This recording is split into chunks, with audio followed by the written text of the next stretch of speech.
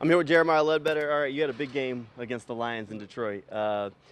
When it comes to preseason this time of year, how important is it to kind of be able to put your best tape out there? It's very important, just taking every play at a time and just putting your best foot forward when you go out there and step on the field because, it's preseason, but it's also important for the people that scout you and see how you do during the game. So. All right, you've been here in Jacksonville a little bit, but you spent a lot more time with Mike Caldwell. You were there in Tampa with him. What's Coach Caldwell's like?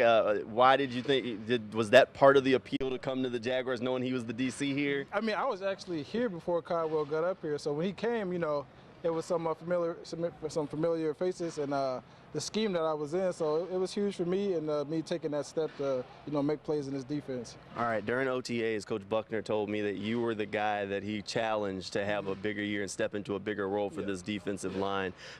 When you have the defensive line coach that's been around the NFL, did that challenging you, says he sees that in you. What does that kind of mean for you as a player? It means a lot because me being with Buck before with Tampa and other teams, he knows what I can do, and he knows that I have to take this serious and make those strides as a player in my career to make an impact on this team. How versatile are you? I know they got you they say you can play just about every spot up and down the line. How difficult is that to kind of switch from spot to spot? It's not that difficult. Once you play D-line for a while, it's all basically the same stuff, seeing your keys, hands, get off, just reading the backfield. So, it's not that difficult for me. When you see a chance to kind of start to make your imprint and kind of maybe find a home here in Jacksonville with the Jaguars, how important is it to maximize every opportunity that you get? Man, it's very important, because not everybody, is with one team their whole career. They travel and do what they need to do. But, I think that's very huge for me to make a home here in Jacksonville and just make plays for this team. So, I can call this home. When you got one preseason game left, do you kind of say, okay, well, I got to make sure that I make this one count? I mean, you made the last one count for sure, but do you almost have to circle that one and say, okay, we got to go and do something here? All games, all preseason games, you got to make them count. So, I did good the last one.